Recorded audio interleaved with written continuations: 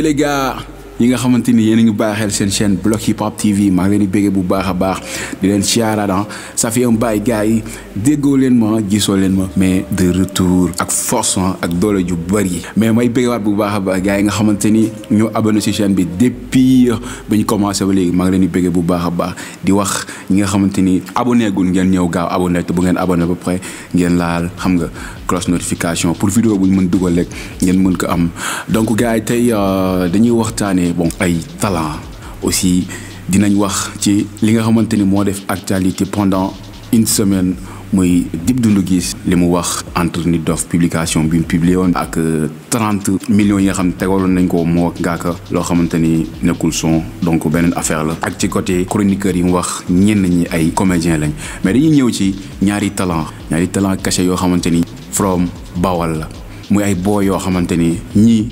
fi ngay dégg ay Dip ay ñoom Ngaaka incha allah booy yi di nga leen fa dégg muy kan Dele Ali Lobes Dele Ali nag mu nekk benn jeune talent artiste boo xamante ni bu nekk ci game même pas 3 ans mais def na ay jéego mën rap skills lépp complet artiste complet mu génne woon benn projet bu ñuy wax jaxal projet bi nag mi ngi ko joobee Rexus Records mu nekk 4 tracks yi mu ko doon def chaque jour mu joxe benn ba mu mat 4 jours après projet boobu si la ñëw jox ñu benn vidéo officielle boo xamante ni mooy first vidéo am tuddee ko In The Game muy son bu nice di vidéo bu nice réalisé par African Studio donc gars yi li nga bii ngeen di seen ci kaw dem leen ngeen seetaan Dele Ali ci compte YouTube am bu ngeen paree ngeen dem topp ko Instagram di leen fàttali ne nag intégré wu na ci Rexus Records incha allah mi ngi wàcc lu dóob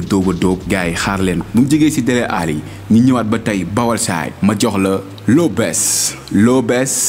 MMF muy Lobes Mbedd Mi Family mu nekkoon ci benn groupe bu ñu wax Mbedd Mi Family loolu ça date man xam naa si dara parce que yàgg nañ job ba tey jii nii ñëpp bàyyi daw moom mu des si di ko teewal moom nag mu jël compétition bi nga xamante ni Jaafari Bawal Vision ak Underworld muy 16 bar tegoon na ko moom mu nekkoon vainqueur bi jëloon compétition boobu di 16 bar bi mu ko jëlee nag mu war a jox benn projet EP ak Underworld Bawal Vision mi nga xamante ni moom moo tegoon projet boobu di Jaafari bi mu jëlee vainqueur ba pare def na ñaar freestyle bu njëkk bi génne na ko deuxième freestyle bi mu def ko vidéo mooy lien bi ngeen di seen ci kaw gars yi dem leen tamit ngeen cliquer ci lien bi ngeen dem xool ko ci compte YouTube am ngeen seetaan vidéo bi ngeen abonné foo ko woo mu wuyu la artiste complet en tout cas ñaari gars yi ma leen wax nii man maa leen ko wax bàyyi leen xel muy Lobes ak Dele Ali ñu ñëw ci Dip Doundou Guiss invité nañ ko benn site bu ñuy wax Seneweb benn animateur bu ñuy wax Malick Ndoye jël na ko interview laaj ko comme li ma waxoon ci commencement bi moom bi Nit Doff partagé vidéo muy Firi Sénégal nan la ko yëgee quoi donc mu ni def na lu nice mais man maa négatif moom moo positif waaw mu ni man dama négatif moom moo positif mu ni ñi déglu xam nañ li ma wax loolu nag c'est-à-dire que bu ko waxee dafa bëgg wax juste que comme que def na vidéo moom Nit Doff am nañ problème Nit Doff jël vidéo bi partagé ko nit ñi danaa non kii la borom baax la kii la toppul booy bi genre moom booy bi moo am sikk alors que Nit Doff invité woon nañ ko ci télé mu wax ni man ak Dip suñu problème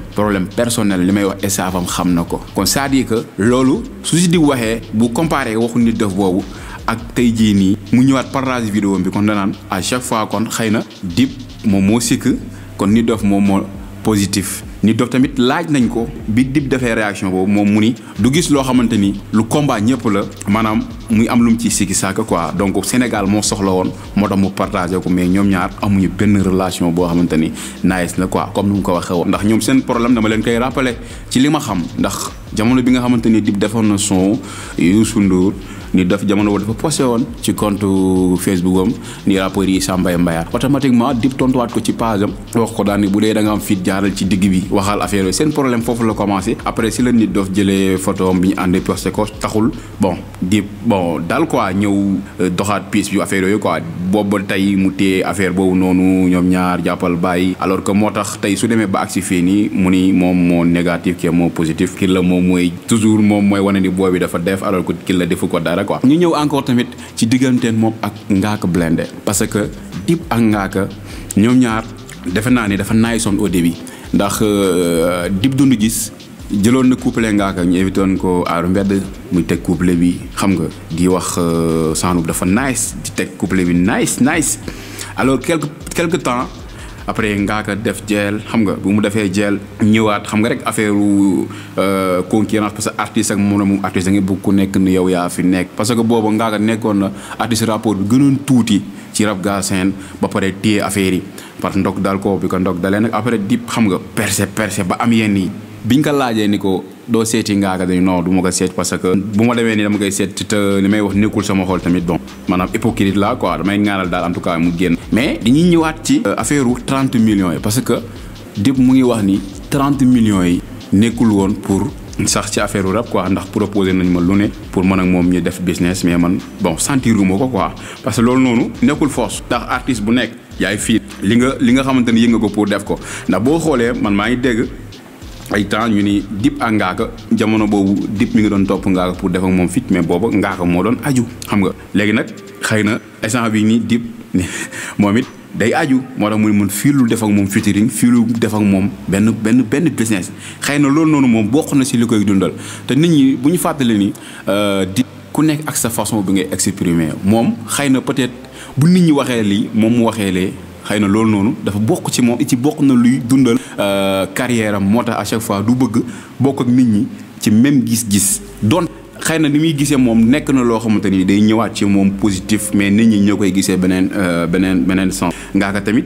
génn na moom tamit expliqué xam naa loolu dinaa ci ñëw après moom tamit vidéo à part mais juste damay ñëw joxe sama xalaat ci li nga xamante ni tey nii par rapport que Dip moom fiilul def ak Ngaaka featuring wala fiilul seq ak moom yeneen business parce que gis na ne xëy na bu fekkee piis jàmm am na ci ñoom ñaar c'est-à-dire que game bi nu war a doxee du war a doxee noonu moo tax à chaque fois moom day chercher donc na ku nekk xam nga gérer li nga gérer rek on avance quoi. après loolu damay ñëw ci last bi muy Dip lu mu wax ni chroniqueurs yi ay comédiens lañ surtout ñenn ñi ay comédiens lañ bi mu ko waxee nag bëri na ci ay ñu ci yëg seen bopp ñu ci yëg seen bopp voilà def ay live di wax tamit buñ fàtte ni chroniqueurs yooyu ñoo doon jël vidéo yi Dip di ko sikkal di ko wax lu nekk xam nga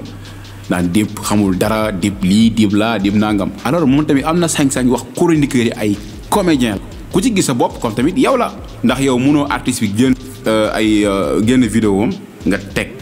di chronique di teg bu fekkoon da nga chronique sax si côté boo xamante ni sa di nga critique nga teg ko si critère yu positif on l'accepte mais da ngay téye artiste bi yow nga war a def sa rôle nekk fa di comédie di def yoo xamante ni bon man je suis avec Dip voilà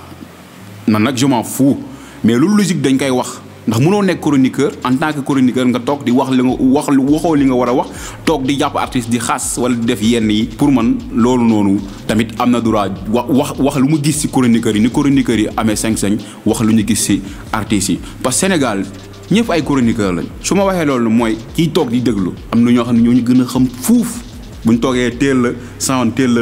la ay lyrique wala da nga naan non bëgg-bëgg bi wala soit am na ñi nga xam ne ay revenu te dëgg la sax revenu yoo tax ñu si rey seen bopp ndax kenn du nekk fii di rey sa bopp si temps te yow xalaatoo si amaat ay revenu moo tax ñi fiy nekk naan ay sawaay mal communiqué sawaay yi dafa yëg boppam bu ko neexee parce que yéenay wax si moom bu génnwul woon wala deful dara du ngeen wax si moom te loolu yëpp lu ko indi mooy pour man d'accorduma ab chroniqueur nga nekk si di def yoo xamante ni mooy loolu des fois damay gis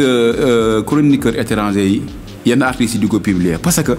ñoom dañuy ñëw chronique bu sell boo xamante ni te yow même boo ko dee seetaanaat yow artiste bi génn sa œuvre da ngay kontaan bu la critiquer nen da ngay xam ne yow def nga faay mais ñëw mel ni yaa jur artiste bi yaa ko moom wax lu la saf après yow ñu wax leen da ngay mer naan ay moom dafa mën a tontu dafa mën a def lii bu mënul tontu lu muy def loolu façon de communication la kenn mënu ko dind man xoolal j'admire bien Dip ni ngay communiquer bu la si dara dindi parce que loolu sa feeling la bàyyi leen à chaque fois naan artiste bi nii lu muy def nangam artiste bee nangam seen xalaat ngeen yor di wax moom it lu mu gis la wax quoi fii amul débat je pense que sa jëru woon sax ay affaire di wax da leen assumer bu leen bàyyi fii toog di xas artistes yi comme si yéen a leen moom buñ génnee wax ngeen di taxaw di jaay làmmiñ bu rëy fii kenn moomul game bi kenn moomul ku mu neex am nga sañ-sañ comme ni ngeen di def seen caméra ngeen yor wala seen téléphone ñëw di def ay chronique ku nekk mën nga ñëw def chronique na gars yi bàyyi yi ñuy def ñuy chronique affaire bi def ko affaire de pro xam nga affaire de maanaam ku la gis jox la respect mais nekk fii di saaga di wax yoo xamante ni sax doo comprendre affaire bi yaatu na voilà te bu leen jàpp ni instant bii nii bon su ngeen waxul ci ñoom wala su ngeen wax si da leen di yokk wala da leen di wàññi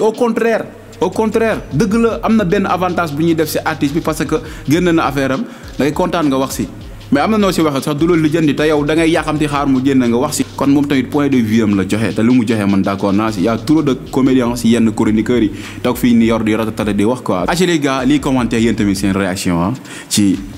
li nga xamante ni instant bii nii mooy actualité entre Dip Ngaaka xam nga ak sama ñaari talent caché yi nga xamante ni from Baol Sala muy Télé Ali Lobes comme nu ma ko joxe woon ci intro bi rek dem leen ngeen seetaani ñaari booy gars yi acca di leen jox très bientôt beneen numéro mais bu leen fàttee abonné te bu ngeen abonné ba pare ngeen ba seen cloche notification pour vidéo bu ñu mën dugal ngeen mën ko am jaajëf